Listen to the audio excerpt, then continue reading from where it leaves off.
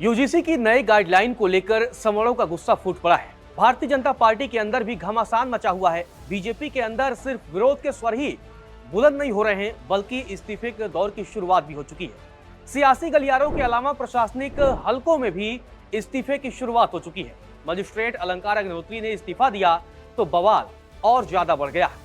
आखिर यूजीसी की नई गाइडलाइन में ऐसा क्या है कि बवाल मच रहा है, इस्तीफे हो रहे हैं, यहां तक कि सत्ताधारी भारतीय जनता पार्टी के अंदर भी घमासान मचा हुआ है। संवर्ण सड़कों पर उतरने की बात कह रहे हैं।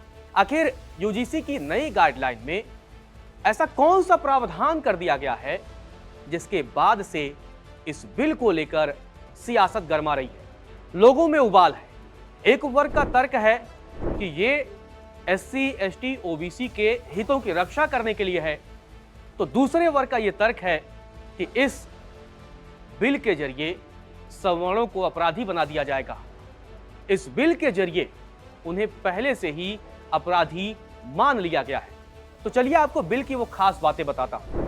यूजीसी की नए गाइडलाइन में धर्म, जाति, लिंग, जन्मस्थान और दिव्यांगता के आधार पर किसी भी प्रकार के भेदभाव को रोकना अनिवार्य किया गया है। एससी, एसटी, ओबीसी, दिव्यांग छात्रों व कर्मचारियों की सुरक्षा पर जोर दिया गया है। हर विश्वविद्यालय और कॉलेज में अब समान अवसर केंद्र की स्थापना अनिवार्य कर दिया गया है। यह केंद्र वंचित वर्गों के छात्रों और कर्मचारियों को शैक्षणिक, वित्तीय और सामाजिक मामलों में मार्गदर्शन देगा। चालन के लिए एक समता समिति भी गठित की जाएगी, जिसमें शिक्षक, कर्मचारी, छात्र और नागरिक समाज के प्रतिनिधि को भी शामिल किया जाएगा। समिति भेदभाव से जुड़ी शिकायतों की जांच कर कार्रवाई सुनिश्चित करेगी। पीड़ित छात्र या कर्मचारी ऑनलाइन पोर्टल, ईमेल या हेल्पलाइन के माध्यम से शिकायत दर्ज करा सकेंगे। शिकायतकर्ता की पहचान गोपनीय रखने का भी प्रावधान किया गया है। गंभीर मामलों में पुलिस को भी सूचना दी जाएगी। कैंपस में निगरानी के लिए समता समूह यानी कि इक्विटी स्क्वाड भी बनाए जाएंगे। हर विभाग या छात्रावास में एक समता दूत यानी कि इक्विटी एम्बेसडर भी नामित किया जाएगा। फैसले से असंतुष्ट व्यक्ति 30 दिन के भीतर विश्वविद्यालय लोकपाल के पास अपील कर सकेगा। नियमों का पालन नहीं करने पर यूजीसी यूनिवर्सिटी या कॉलेज पर एक्शन भी ले सकती है, उसकी मान्यता भी रद्द कर सकती है। बात 13 जनवरी की है। 13 जनवरी को यूजीसी ने विश्वविद्यालय अनुदान आयोग विनियम 2026 को जारी किया था। इसका उद्देश्य उच्च शिक्षण संस्थाओं में समानता को बढ़ाना था, जिससे किसी भी वर्ग के छात्र छात्राओं के साथ भेदभाव को रोका जा सके। विवाद की असली कहानी की शुरुआत परिभाषा में ओबीसी को शामिल करने पर हुआ। जी हां, पहले क्या था? पहले यह था कि एससी, एसटी के खिलाफ अगर उत्पीड़न होगा तो उस मामले में जो उत्पीड़न करेगा उस पर कार्रवाई की जाएगी। लेकिन बाद में इसमें ओबीसी को शामिल किया गया, क्योंकि इससे पहले वाला जो ड्राफ्ट था उसमें सुरक्षा के दायरे में केवल एससी, एसटी को रखा गया था। लेकिन बाद में ओबीसी को शामिल किया गया। इसी के बाद बवाल और बढ़ गया।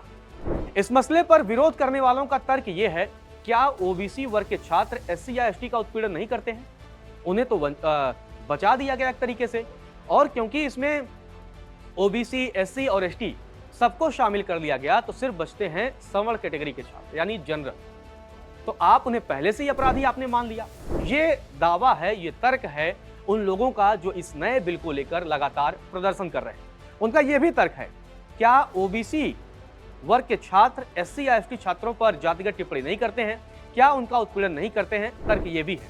और तर्क यह भी है कि अगर ओबीसी छात्र एससी या एसटी के किसी छात्र का उत्पीड़न करता है तो उस पर क्या कार्रवाई के मानक अलग होंगे? क्या उस पर स्टैंडर्ड अलग होगा? ये बड़ा सवाल है। नोटिफिकेशन का विरोध करने वाले छात्रों का तर्क है कि ऐसा करके सामान्य वर्ग के लोगों के खिलाफ एक तरीके से माहौल बनाने की कोशिश की जा गई। अब बड़ा सवाल यह भी है कि आखिर बदलाव की जरूरत क्यों पड़ी? दरअसल सरकार का यह तर्क है कि उच्च शिक्षा में ओबीसी छात्रों को भी भेदभाव का सामना करना पड़ता है, इसीलिए उन्हें सुरक्षा देना जरूरी है। इस संबंध में कांग्रेस के नेता हैं दिग्विजय सिंह। उन्हीं की अगुवाई वाली शिक्षा संबंधी समिति ने सिफारिश की थी। उसी सिफारिश के आधार पर ओबीसी को भी इसके दायरे में लाया गया है। और इसी के बाद से ये पूरा बवाल अब बढ़ता जा रहा है। लोग सड़कों पर उतरने को तैयार बैठे हैं और यहाँ तक कि राजनीतिक दलों से लेकर के प्रशासनिक अमलों में भी इस्तीफे के दौर की शुरुआत हो चुकी है। और बीजेपी के अंदर कई नेता लगातार इस्तीफे दे रहे हैं। तो बृजभूषण शरण सिंह, उनके बेटे हैं, विधायक हैं प्रतीक भूषण सिंह, उनकी तरफ से भी बयान सामने आया।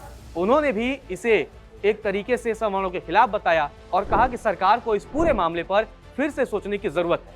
कुल मिलाकर यूजीसी बिल को लेकर अब लगातार घमासान मचा हुआ है, सरकार बैकफुट पर है और अब सरकार इस पूरे मामले पर आगे क्या एक्शन लेगी वो देखना दिलचस्प होगा। आने वाले समय में शिक्षा मंत्रालय इस पर क्या एक्शन लेगा वो भी देखना दिलचस्प होगा।